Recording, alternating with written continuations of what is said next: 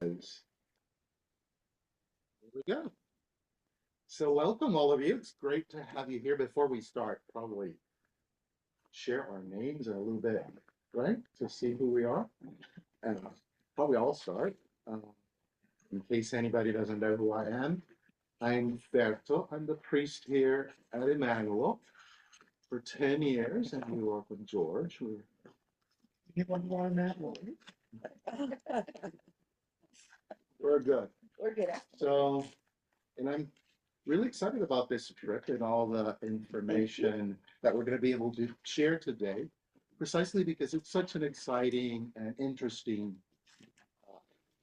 country to visit. So full of, it's like this intersection of so many cultures and peoples that have left their imprint there. That is so rich. And lots of stuff, food, good wine, spiritual, a lot of interesting spirituals that, and it's where my family comes from, which is another little part, which my father, my parents' side is right on the border between Portugal and Spain. It's a region called Galicia. And the language they speak, the language great-grandfather spoke was Gallego, which is, don't say it to the Galicians, it's the same thing as Portuguese. Now they're talking about sharing the same language. But before way back, no, we have a distinct language. But it's Galician Portuguese. It's pretty close. So for me, it's not only interesting, but also personal. It's an interesting thing. Well, it is one. Pull a chair here. Sit back. Okay. Back here. Okay. So we're starting just sharing a little bit who we are. So I can to give a chance for people to arrive. So I'm Lisa Steckley. IOJ Travel. IOJ means Inside Out Journeys. That'll get important if you write me a check. So, but IOJ Travel, we shortened it to IOJ Travel because it's easier to say and to spell in multiple languages. so it's our DBA to Inside Out Journeys. And ours is a friend and I have run this company for about 12 years now. And this year, Keith Light is joining us, specifically working on the Portuguese project with us. So we're excited to have some young blood and new ideas. After 12 years, we're sort of get a bus and go. So, but we've done tours through France, Germany, Italy, but only small groups, leader led, with a focus. So this is right up our alley, and we're excited to put it together and have all you coming with us. Let's go around. Sue, you want to keep going? Okay. I'm Sue Askavold, and I do work in the garden here mainly, and then I started going to the churches and church services, and my husband too, and we're excited about meeting people and learning things. And I'm on the Halter Guild, and I don't know what else I'm going to be going on. It's a journey, and I'm enjoying it very much. So, and I'm really looking forward to learning about this. This is the first time I've come to a meeting, so I'm very positive about doing it. I just have a few questions. So, And I'm Cynthia Baber, and I share my time between Seattle, and when I can get to Orcas, I come. I have a nephew who's studying in Portugal, and I know I do have some free time, so I'm hoping to spend time with him. Yeah, good, very nice. I'm Christina. My name is Christina Orchid, and I've done a lot of travel. Fortunately, in my life, I've been very lucky to go just about every place I always wanted to go, but I haven't been to Portugal, so I'm really looking forward to it. And I found that traveling has been the best thing for my personal growth as a better human being,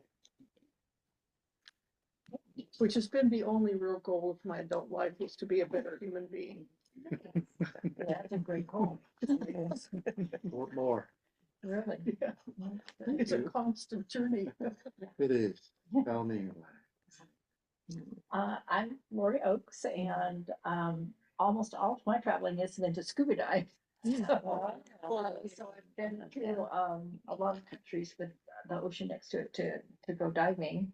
But have not been to Europe, and so I'm considering this. Great, So nice. Glad to hear. I'm George Everly, and Portugal, Spain have been high on my bucket list. So what time I have left on this planet, I plan to travel, and I hope that this is my second trip with Berto, and I hope that there might even be more after this. Even I'd like to go into the Caribbean. Oh, yeah. Oh, yeah, that's, That'd be interesting. Thank you, Yeah. George. You're welcome. I'm Jeff Oris. I have been to Portugal a long time ago, 19 in the late 70s, and really enjoyed it. So I'm just interested in hearing what this is about. And great. The seventies, they were still So, yeah. under a dictator. Was it before or after It the? was before, 1885 is when they went to a more Oh, yeah. democracy. yeah, I Oh, didn't wow. pay much attention to the politics. Yeah. Oh, You know, Might it be was a good idea. backpack and hostel. yeah, right, oh, okay. Beaches. I was I did a big tour of Europe, yeah, but I really enjoyed it. It felt like I was really stepping back in time when I was there. Yeah. But curious to see if it's still that. Yeah, yeah, yeah. After post-dictator, they've modernized quite a bit. So, yeah, it's a huge cultural shift, but so recent, that it's very much in their lexicon and their dialogue and their stories and so forth. Uh-huh. Yeah. I'm Lynette Wood. I did foreign aid for a living, so I've been to also a lot of countries, mostly third world countries though. I've not been to Portugal. I do really enjoy these small group tours, leaded tours with a kind of a topic. So when George said you want to go to Portugal, I'm like, okay. So here I am. I love it. Great. Elise. Hi, I'm Elise Woodruff. Can you hear me okay? Yes. I'm a member of the church, and I found out about this meeting from an email from Father Berto, so thank you very much. I didn't know that you led tours, and I've always wanted to go to Portugal. Keith? I'm Keith Light. I'm working this year with Lisa and Berto and Jeanette on the Portugal 25 trip. Really excited about that. I'm somewhat techie and I enjoy traveling, so it's a good intersection of those things. And yeah, really excited about this. Okay, let me share some pictures to get you excited about it. So one of the first things is mystical. We were wondering what to call it. It's not like a completely religious. You're not on slideshow. Oh, no. It didn't come up. No, it's me. Yeah, Keith, fix that. He's had a few of those calls for me. Keith, it's broken again. And I would love to be in the room with you all, but I'm just getting over being sick. So Yeah. I know this, you can see it, but once I put the slideshow, does it? Slideshow, it should go to stall screen. Is he so sick we can't see his picture? Yeah, there you go. No, it's No, doesn't like, I'll do this one. Yeah, It's okay. that's fine. It's fine. I'll see the pictures. You'll see the pictures. Let me put it bigger. There we go. So I wanted to start by saying it is not like a religious, we're going to be praying and all these things. For me, the most interesting is it's the mystical side, meaning it is just imbuing ourselves in the spirituality, in the cultural. It is a Portugal, the whole of Spain, you have the Pyrenees. And it's interesting that many people go to Europe. Spain, usually more people go to Spain, Portugal a little bit less, because it's kind of over there, down there, after the mountains. So it's always been a little bit of outside of the normal path, especially for those of us of you who come from more English, Germanic places. But that also gives it such an exciting aspect to it. It has been a place where, of course, Christianity is the main religion there. But before Christianity, we had, hello, we had Celtic traditions, and many people are really surprised by it.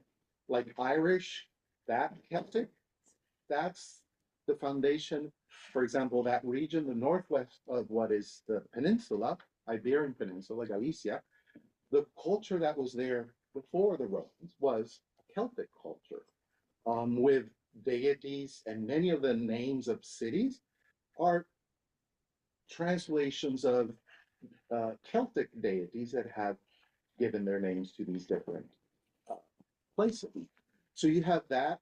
Then you have, of course, Christian traditions. Then you have Islam that was part of that whole region for centuries. For centuries, I mean, 700s until the 15th century. That's a lot of time.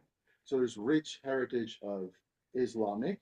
And then we have another heritage, which is the Jewish heritage. And there's a very, very deep Jewish. If you've gone to different countries, is a thing to see the Portuguese, Jewish Portuguese synagogue, because it was so strong that when they were kicked out in 1492 in Spain, many of these Portuguese went to other places, but they continued with their own tradition. You go to Greece, Turkey, there are still people, and it's fascinating. They speak Spanish of the Middle Ages, and they are Jews. They write in Hebrew characters, but it's Hebrew characters, but Spanish. And they have beautiful music, and I can understand most of it. It's still mutually comprehensible. It's called Sephardi or Ladino, and I'm just giving you these little things just to the mystical, because it's a very profound place where all these different cultures and spiritual traditions have joined and mixed up, and I think that's the beauty of it. Yeah. Mhm. So that we're going to go to Lisbon. We're going to be there 1 to 3 days. We put this picture because Lisbon is very hilly. Well, there's a part that's hilly, and then there's a part that is more flat down by the plaza, the big plaza. But it's a very hilly country. We'll be there 3 days. Part of the things we're going to be doing, we'll have a guided city tour. That's a flat down. That's what you can see the hills of And the hill is over there. on both sides. We'll have tuk-tuk rides. What are tuk-tuks? Tuk-tuks are these kind of fancy golf carts.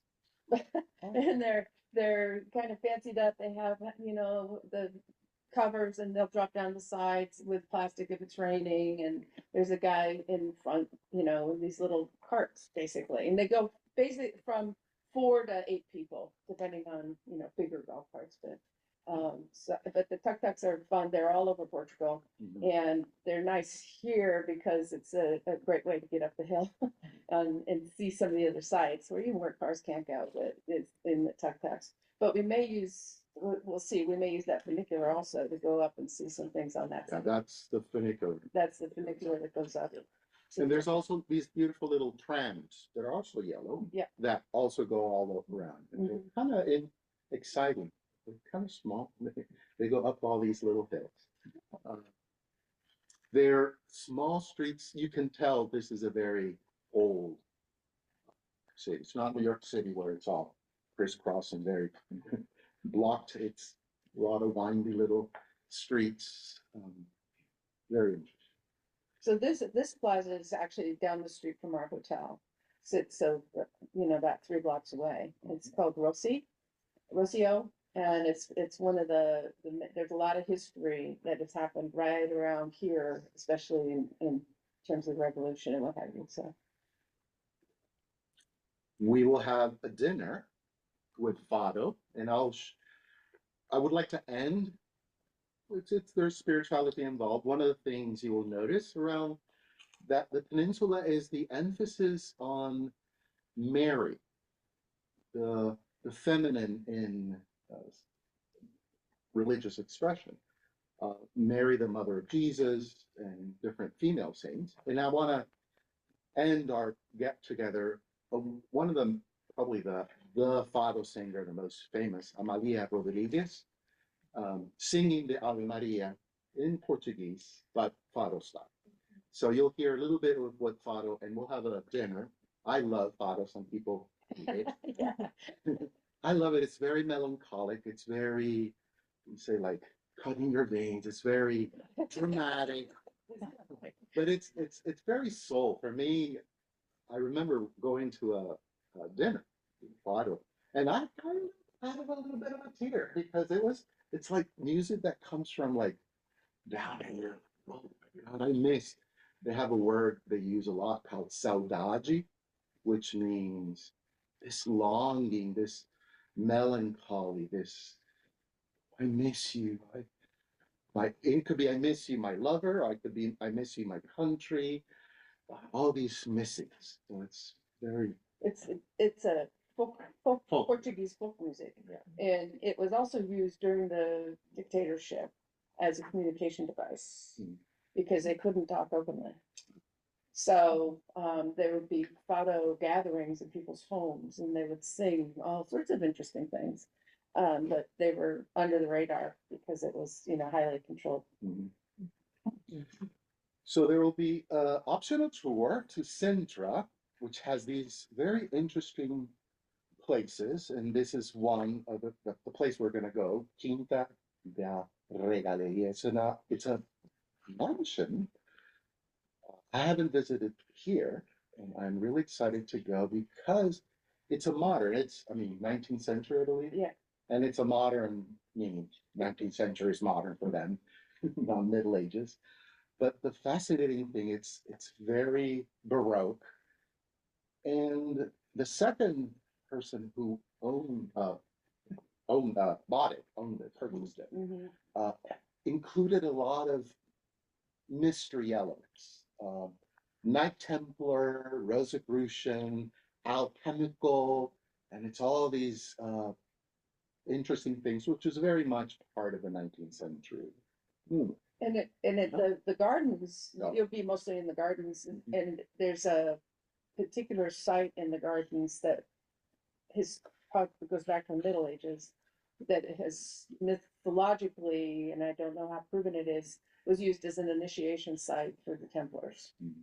So you'll be able to see that, and that's why That's we're focusing there. Yeah, the spiral. Yeah.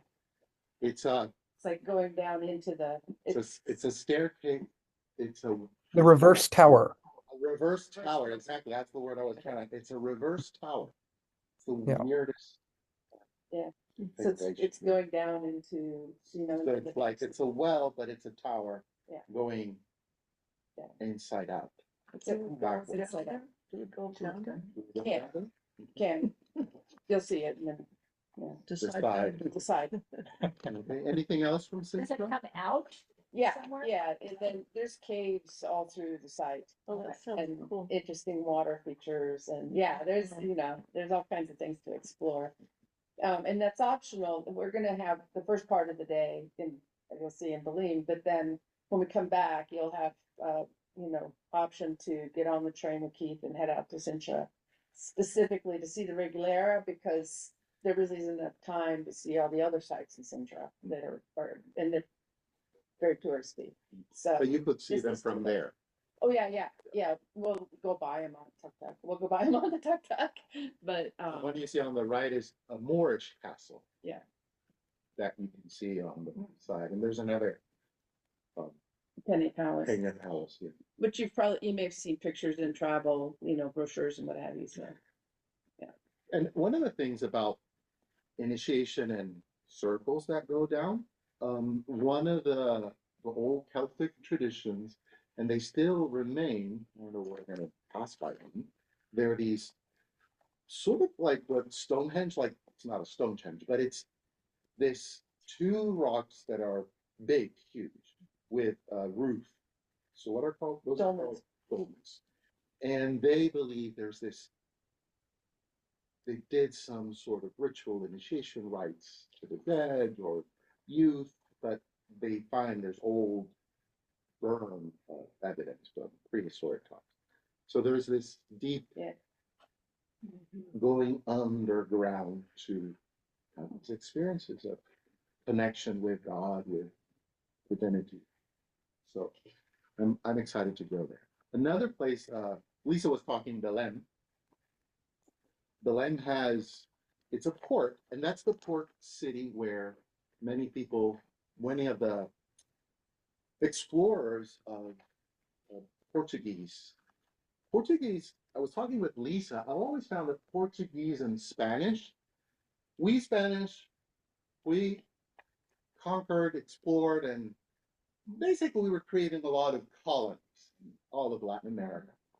Portuguese, I think they had a different take on things. That's my perception. Portuguese were really, and you'll see it in this monument in Belém. These are all the explorers. They had a keen interest on discovery, on science, on global, the map. You'll see the map, the flag, sorry, of Portugal is, I don't know how do you call that? It's a navigation thing, instrument. So there was this keen interest, like very scientific, explore, to discover, to knowledge. And they think it is a deep influence of the Knight Templars that talking about that too. So that is an interesting, they're very proud of their heritage as explorers, as people who, Magellan and all these people who went around the world. So that's one thing on Belém, because that's where they left from. Belém was the port. So Right, so Vasco da Gama, was he? Vasco da Gama, Portuguese. Yeah. So all these big, The Portuguese were there before the Spanish, Yeah. everywhere, and all the way around China. So they went around the Horn, they had explored. I was surprised about this. I learned that myself. And just in front of this, you'll be able to see a map of where they had explored. And you're right, it wasn't to conquer, it was you see the things being carried back, to bring back goods and to do commerce. and I'm not saying that they were good. Yeah, I mean, they had flags. They planted flags, but it was more like, okay, I'm gonna get your whatever you produce to bring back. It was very much into commerce. And it's interesting, you'll see like in Africa, India, Asia, Portuguese had like little colonies, still to today, Macau, Goa in Brazil, in India. Yeah. So these North little America too. They were very likely, of course, the Vikings were in New York well ahead of everybody, but they were there ahead of Columbus. In fact, Columbus left from Belém, I do believe. No, he left out of Palos. Did he? That's what we learned in school when I was little. You remember that? Well, Christopher Columbus, now they think he is Genovese. Oh, He's that's right. Italian. Yeah, Italian. Yeah, but they were there. They were in the North American region well ahead of Columbus. Yeah. So it's a very interesting. The latest book by Salman Rushdie, Victory City, which is in the Baku library here. It's a very interesting. It's about India, and one of the people is a protagonist, sort of secondary character, is Portuguese person. Yeah, so it's very prominent. Other two things we're going to be in Belém is the tower and the monastery of the Jerónimos. And Jerónimos is a monastic group, and this style they'll talk a lot about the Manuelista style. It's very very rococo. We Latinos love, like, the more the better. That's one of the things I found here in the US, like very elegant, sparse, and kind of clean lines. We like the more Baroque. You'll see that a lot. Anything else from The convent. So you're looking there at the church, but there's a very large convent that we'll be touring in. And what I was fascinated by in the convent is if you look, you have a little bit of history and you have a little bit of mystery, and you start looking at the carvings, it's like, oh, yes, something else going on here, because that does not belong, in the Christian tradition. So it's like a scavenger hunt, to find. Again, it was a whole language that couldn't be openly spoken, but was definitely embedded in the traditions of the church. So those must be the tuk-tuks down there. Yeah, there's a, Oh, yeah, yeah. those are tuk-tuks. Yeah. And one of the things I did in all of this, I'm not the tour guide. We have to have Yeah, we have. local tour We have guides who will local be guiding us. Yeah. Now, one of the things I told people, if you're really interested in little things like that, like symbols or that usually tour guides don't get into for either because it's too strange or they don't know about it. I ask if you're interested in that type of stay beside me. And Yeah. so in our tour with friends, people who were interested, they were always close to me and I would point out things and connections throughout our trip. Exactly. So you can have like two levels of the historical and artistic things that I'm not knowledgeable about, but I'll tell you about The mystical. mystical parts that are sometimes quite hidden and plain sight. Let me see. Where am I? On day 4th, we will be going to Fatima. And by the way, I will make an announcement. September 12th, it's the second Thursday of. I'm going to show here the 1952 movie of Fatima. Mm-hmm. I have a little video now about it's your birthday, so we'll celebrate Fatima and birthday. One thing I want to figure out, because I've never been to Fatima. I've been to Portugal, I've never got there. And for me, one of the interesting things I want to figure out, why Fatima? Fatima is the daughter of Muhammad. Right. Which is, so we have this very Catholic Marian place, which you talk to any Catholic, that's La Virgen de Fatima, or Lady of Fatima. But it is a very Islamic name. What is the mixture there? I don't know. Here's a little short video. In the spring of 1917, in the countryside of Fatima, Portugal, the Blessed Virgin Mary first started appearing to 3 young shepherd kids. Lucia dos Santos, Francisco, and Jacinta Mato each day had to take care of a flock of sheep owned by their family. One day, as they were looking after their sheep, they suddenly saw a bright flash of something like lightning, followed quickly by another flash in the clear blue sky. They looked up and they saw a lady clothed in white, brighter than the sun, radiating a light more clear and intense than a crystal cup filled with sparkling water lit by burning sunlight. She said, "Continue to come here every month. In October, I will tell you who I am and what I want, and I will perform a miracle for all to see and believe." Lucia wanted to keep this apparition a secret, but Jacinta, the one who is known to be more talkative, could not keep this secret and told her family when she got home. Now, as the word on the street grew of the Blessed Mary ever Virgin appearing to the 3 young kids, naturally, not many believed them. But the thing was, every time they got interrogated, the stories matched up perfectly and they seemed to be telling the truth. A great curiosity grew amongst the people, and they were waiting for the day of October the 13th, when Mary said she would perform a miracle. On the eve of the 13th, a huge storm washed over the mountain country of Fatima. But despite this, tens of thousands of people made their way to the cova, where Our Lady said she would perform the miracle. When the 13th day had come, the weather turned bad again, and heavy rain started to fall. Again, Mary appeared to Lucia, Francisco, and Jacinta. Lucia asked, "What do you want?" She said, "I want to tell you that a chapel is to be built here in my honor. I am the Lady of the Rosary. Continue always to pray the Rosary every day. The war is going to end, and the soldiers will soon return to their homes." And as Lucia explained, Mary then got very sad and said, "Do not offend the Lord our God any more, because he is already so much offended." Then, opening her hands, she made them reflect on the sun, and as she ascended, the reflection of her own light continued to be projected on the sun itself.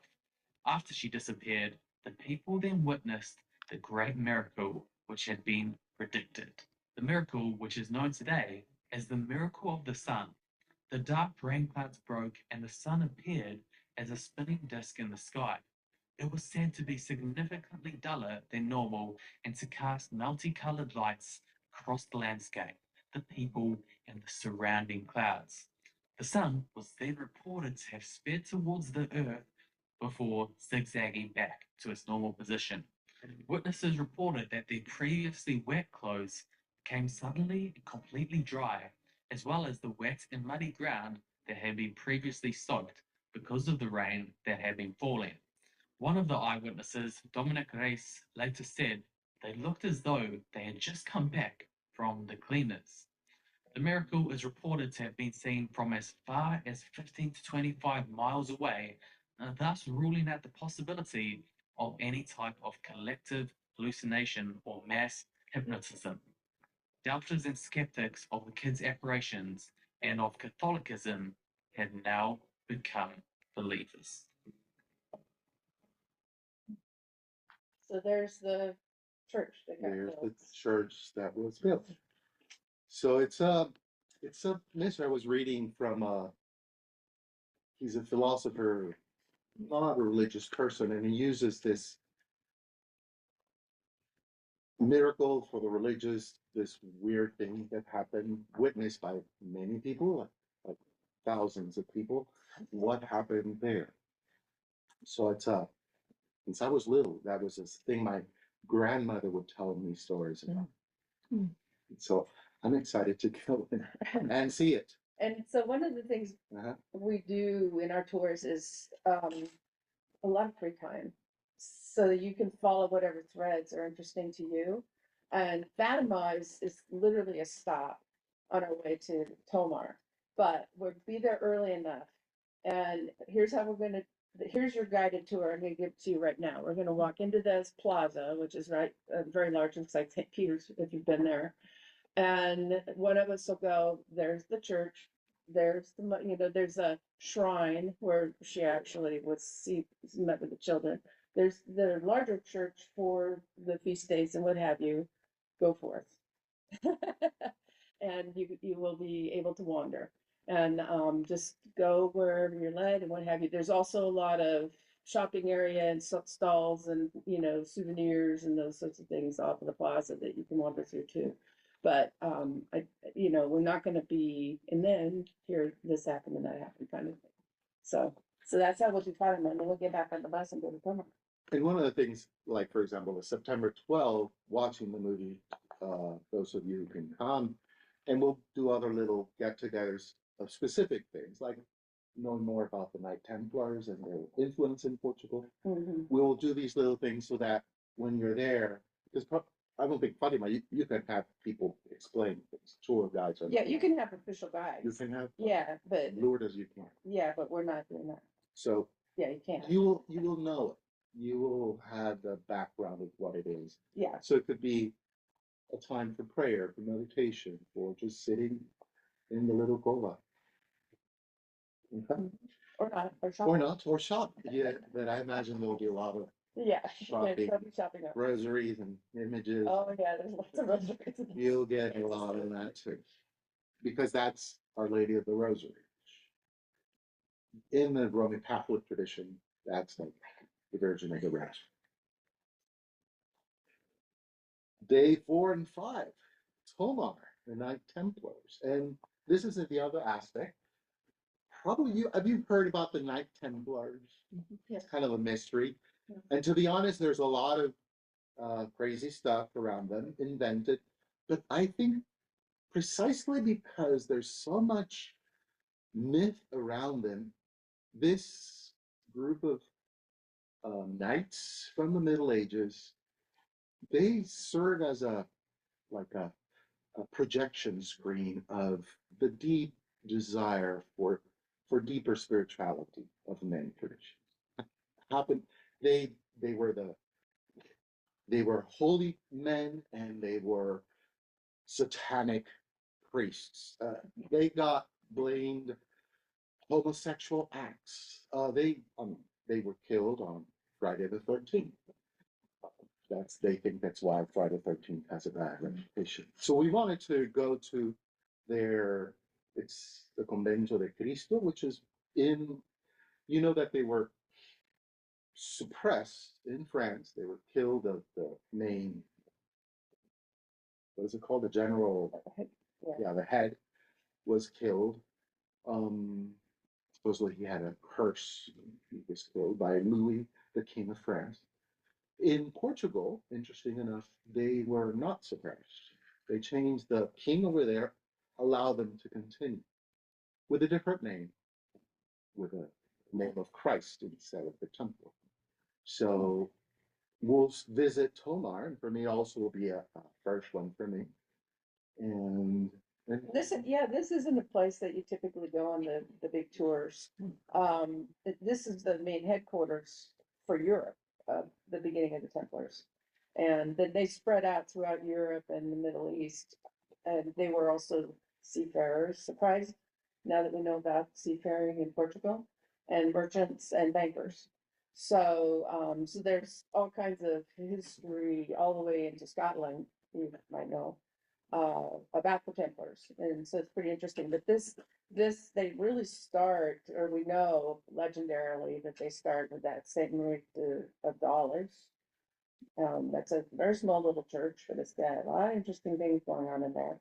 And then the Convento Cristo was sort of the headquarters, and we'll have a guided tour in that, and then you'll have time to wander around some of the other areas that are quite interesting.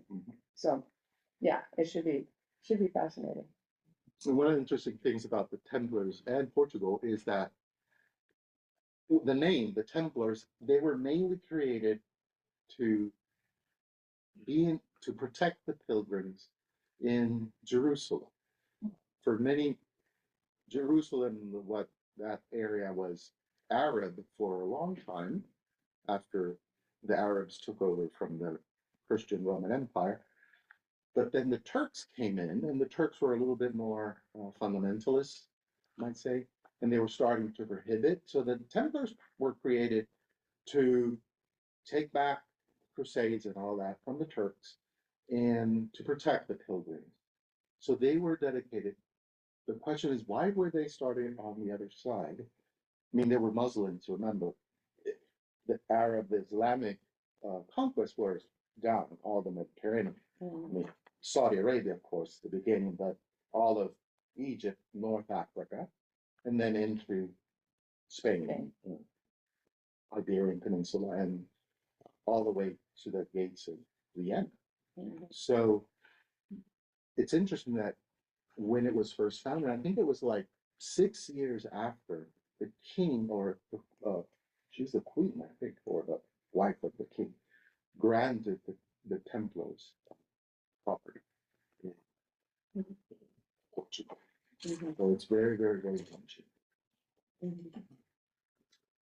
Another place we're going to go is Braga, in actual Vinho Verde. You probably know, if you drink wine, Vinho Verde is great for seafood. That part of Iberian Peninsula, Spain, and my family it's octopus. After I watched the movie of the octopus, I can't eat pork, right? I could never eat another octopus, and I love the octopuses. But with seafood, it's great. Or without anything, it's part of the culture there.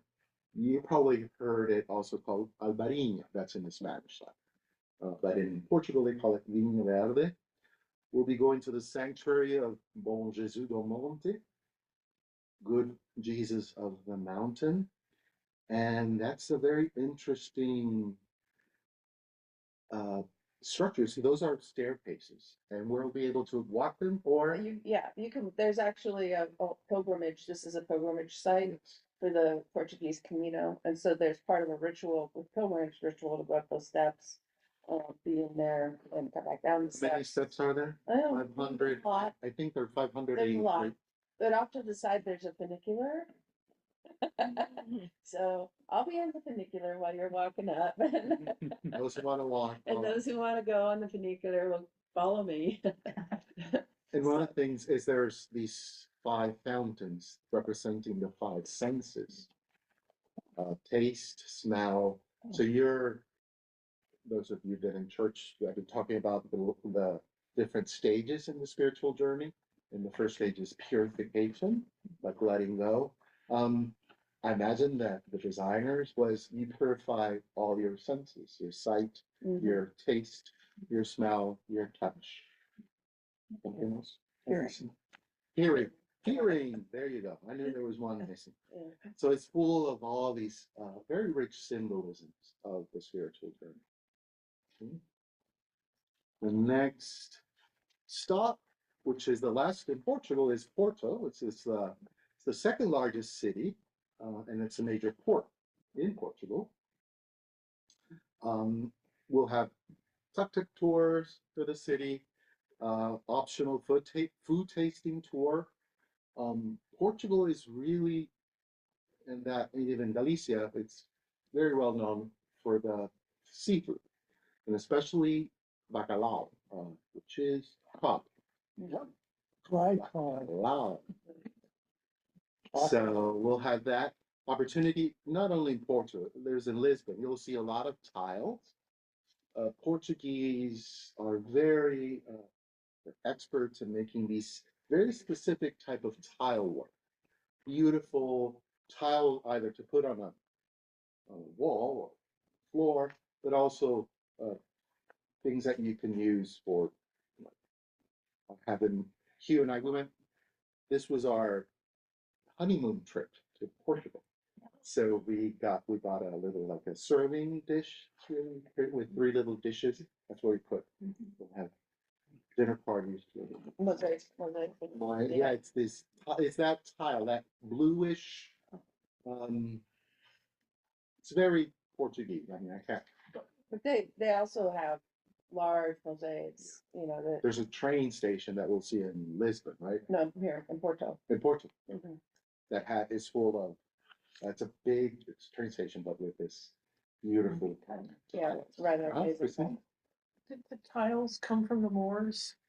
But from, It does have a look of a Moorish look. because I mean, there's no human representation in the Islamic art, so they did these fabulous tiles. Yeah. And decorated whole walls with them. And It could be Moorish. definitely, yeah, Sure. yeah, good point. Yeah.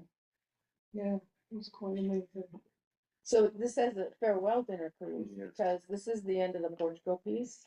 And the next part is completely optional. So if people want to continue on, so we're gonna say farewell to those who are just doing the Portugal piece. And then those who are continuing on will be dropping on the other side of the page into a more pilgrimage sort of flavor. We're gonna not have our private chauffeur-driven bus. We're gonna get on a public bus and become, into the locals. That said, we're going to a very nice hotel, but nevertheless, it's just, the idea is that you can see the museums and all the things in the old town and what have you, but there's gonna be a lot of time to just drop into a very important site for pilgrimage and spiritual Christian tradition and so forth. And in fact, Roman tradition all the way through. Compostela it's a fascinating place because it's besides Jerusalem and Rome, it was in the Middle Ages the third major place of pilgrimage for Christians. It is a long tradition that the body of St. James the Apostle is buried there. St. James the Great. There's other hypotheses.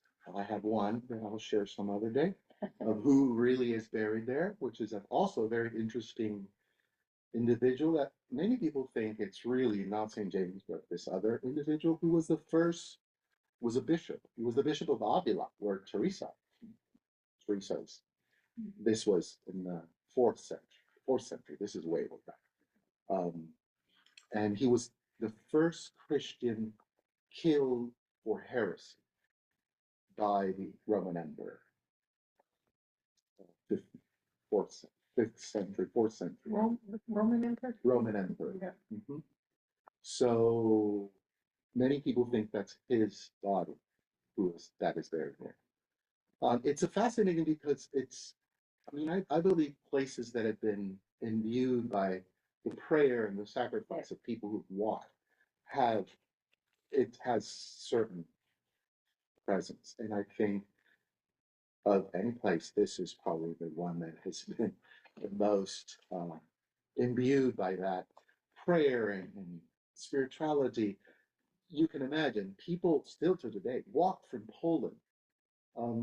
Around the cathedral, there's the pilgrim center where if you're a pilgrim, you go there and you get the stamp and you get those who walk it. There's a minimum.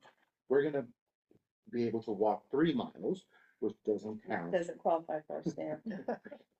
Too short. Good But idea. we can, those who want to walk those 3 miles, at least have a little experience and arrive into the city by foot. But I stood there just to see who the people were coming. I've been several times here, and it's incredible. Like people walking from Germany, from Poland, and they're more than willing to tell their stories. You can just where they went, and the journey, and you can tell sometimes very clearly that they've been walking for months. Yeah.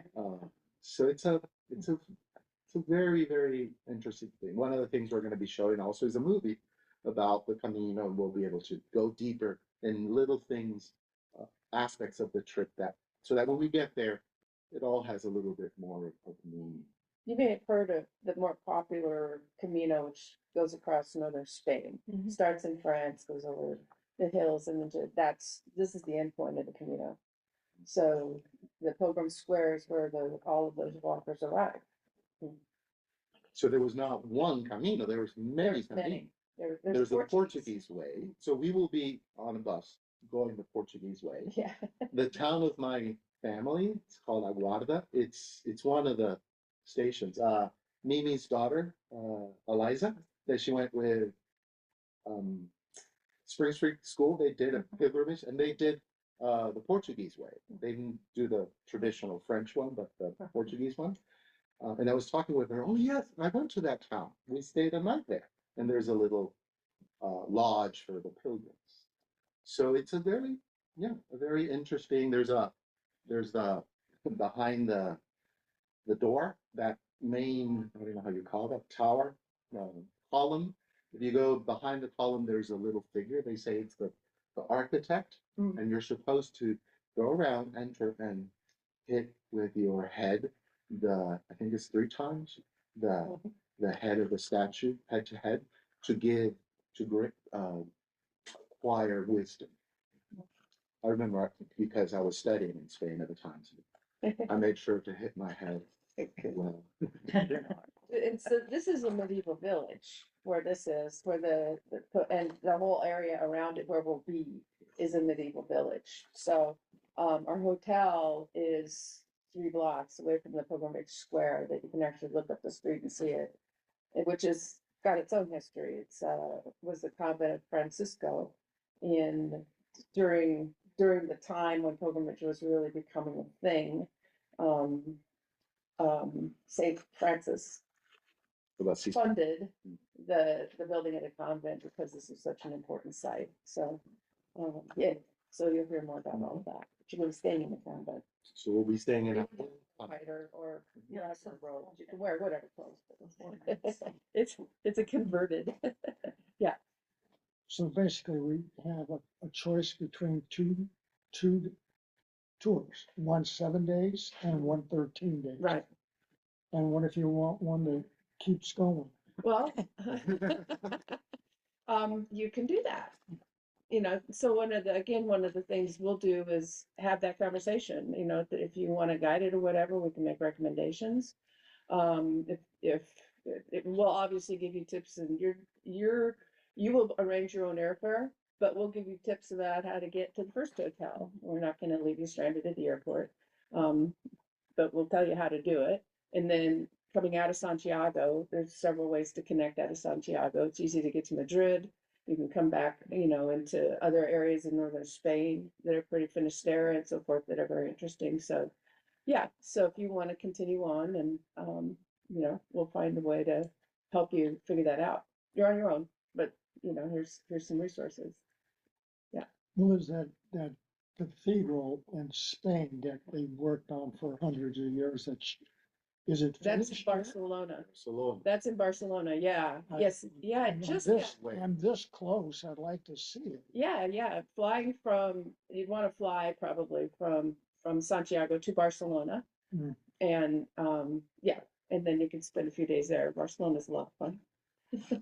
That is it's the artist. What's his name? Gaudí. Yeah, Gaudi. And he did a lot of architecture in Barcelona too, which is like, wow, look at that. It's very, very unique architecture. That's where, and it's in the north, but Santiago is the northwest of Spain. Barcelona is the northeast of Spain. So this Santiago looks, I mean, it's not by the water, but it looks towards the Atlantic.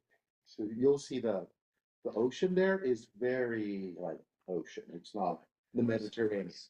To the south, though, right? Barcelona's to the south. Well, I've always thought the same, but because Spain is like this, they call it the foot of the bull. So but really, if you look at a map, it's northeast. So because the Pyrenees are like this, really, I mean, north, south, and then Spain is down here. So there's Spain goes all over here. You have the Basque country, you have Cantabria, where you have the caves of Altamira, which are prehistoric. You can't go in, but there's a replica of it. There's Asturias, and then you have Galicia. So to go to Barcelona, you have to keep going. After Basque Country, you have all the Pyrenees, Navarra, and then you arrive to Catalonia, which is on the border with France. And the coast has come up, so it's on the coast. But So the south of Spain is really what most people know, which is Andalusia. That's where you have the flamenco and the Roma people, Gitanos, the gypsy tradition. That's more in the south. It's more arid.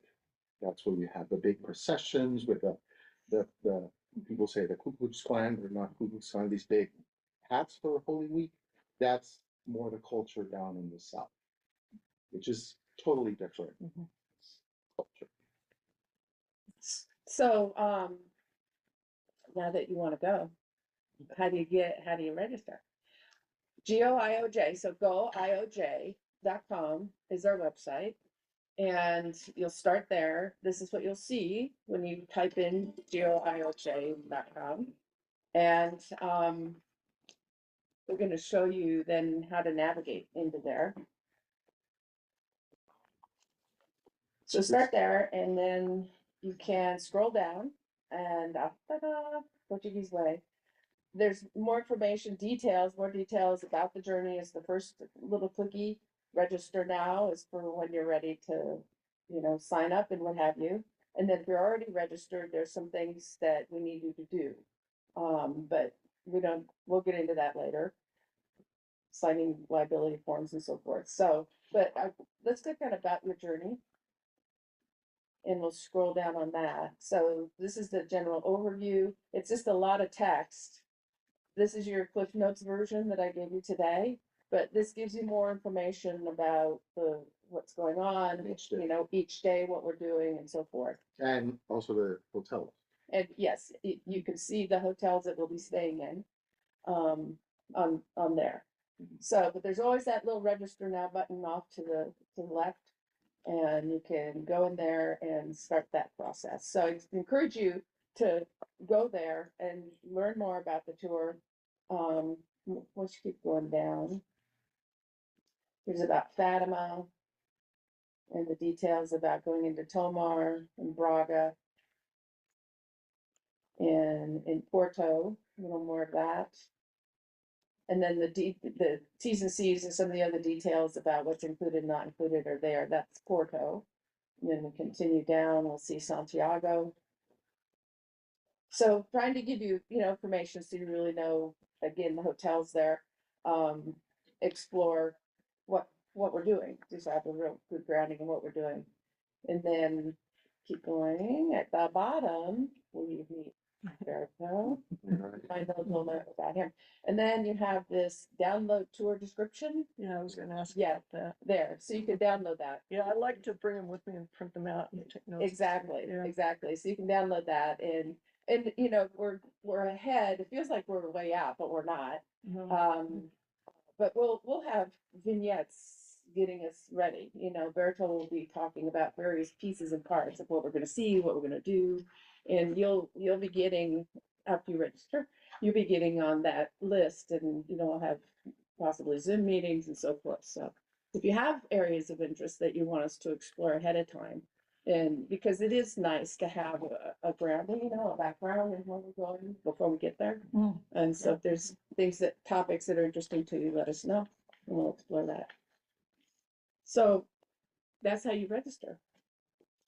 Any, yeah, Most of the meals we pay for ourselves. Yeah, Ourselves. yeah. So what are we talking here about? A day to plan for, how much currency to bring with us or yeah, to pay? that's, Or should use visas, yeah. So credit cards are very easy. Everywhere in Europe, you can tap to pay if you do it out on your phone. But they're way ahead of us on that deal. But Okay. credit card is fine. That's good. But I always recommend that you have currency with you in case it doesn't work. Is it euros or not? Yes, it's euros and you can get them here. I get mine in Wallpepping before I go. So yeah, bring currency, whatever you can, and there's ATMs. We'll talk more about So some of the what- security. not how much per day, just meals. I don't care what the souvenirs, not that, but just like meals, how much should you plan? One of the nice things about Portugal is, especially in relation to Italy and France and what have you, is it's very inexpensive. Or let's even say in relation to Orcas Island. Yeah. Yeah. So, if you go to a local place for a fish dinner or what have you, you'll probably spend somewhere between $15 and $20. So translate to euros, you know. If you want a really high-end luxury 5-star, you'll pay, 400 or 500. But there's not a lot of those in Portugal. They're in France. So it's really reasonable, very reasonable. In fact, I knew that, and when I was there last time, I kind of didn't pay attention to it because it was just easy to, on the budget. And then I went to France. And the sticker shock was really apparent, it's like, yeah.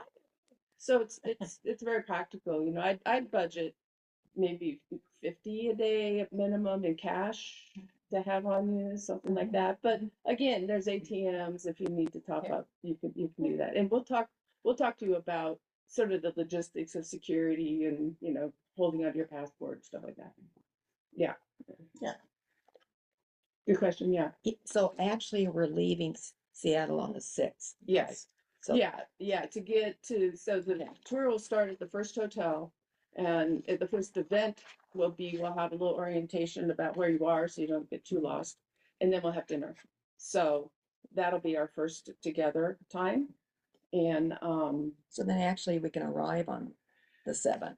No, yeah, we have to yeah, arrive if by you the fly 7th. on the 6th, you will get to the hotel on the 7th, Yeah. assuming everything lines up. Okay. And how hard is it to get from Santiago back to Lisbon? The reason I'm asking is I'm going on a trip in a couple of weeks that involves a lot of one-way tickets. Yeah, It's yeah. really expensive. Yeah, So, yeah. it'd be better to get round trip to Lisbon and then just get Yeah. yourself back to Lisbon. Yeah. Maybe. Or Madrid. Oh, okay. Yeah, because there's a fast train to Madrid, but the problem, you can do the train. Okay. So you can do the train, but you have to change somewhere because it's two different train systems. So you have to change just before you cross the border coming out of Spain. But train, Okay. you can fly. There's a regional airport in Santiago, and it has connectors to all the major airports. So, you know, Charles de Gaulle, Heathrow, I'm flying in and out of Frankfurt, you know, so that's another way to do that. But there are ways to get back to. Okay. But it's like definitely Santiago, Lisbon, there are flights.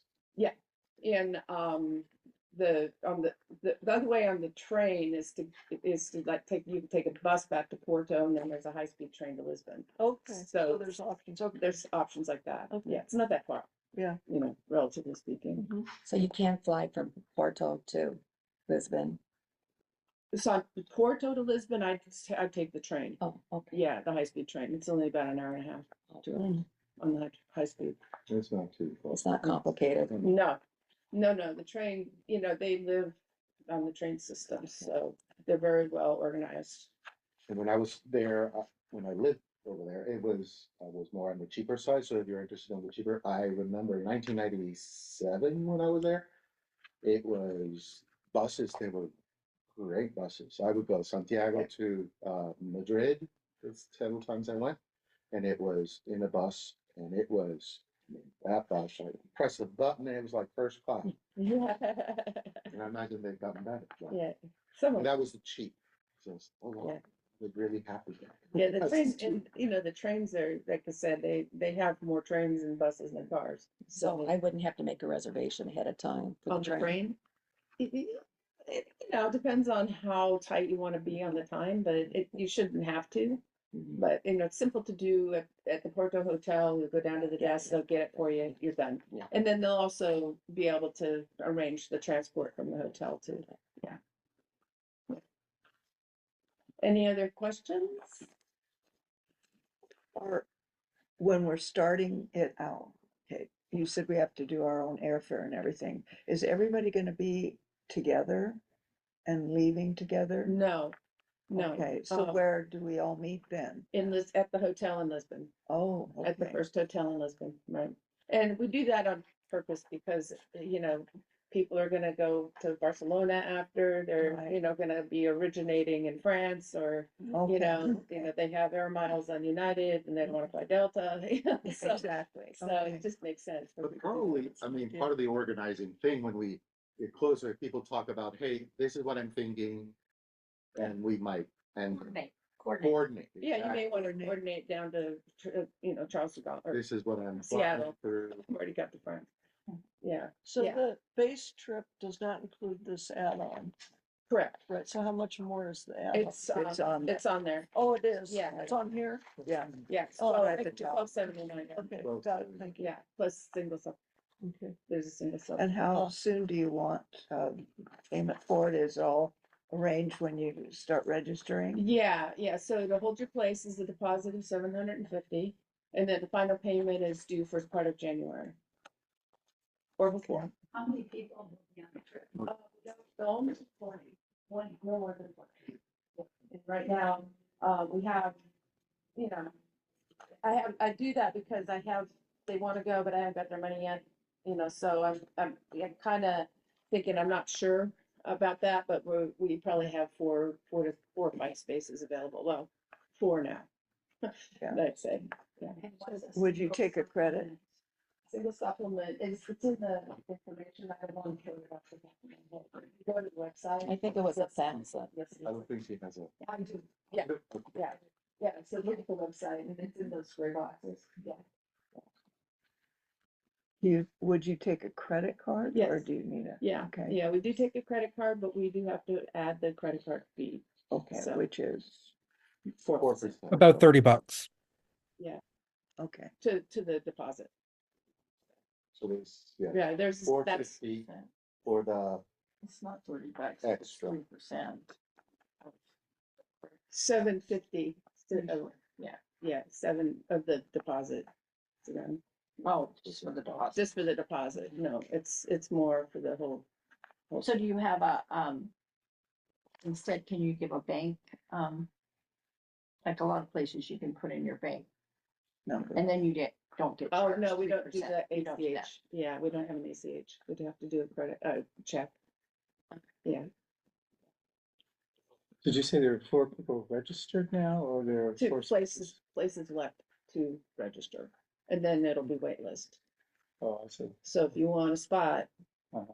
It's going it's fast. going fast. Okay. I had It's another call not- today for 2, so get on the list, and and the locket is the check or the credit card. Yeah. Yeah. Elise, you have any? Whoop. You disappeared. Oh, there you go. There's any There. questions? No, I don't. That was a wonderful presentation. Thank you. The idea was to get you excited. It's an exciting place, very interesting. And I'll share, I'm reading a book about the Templars in Portugal. So I'll get reading suggestions and things. One of the things Nice.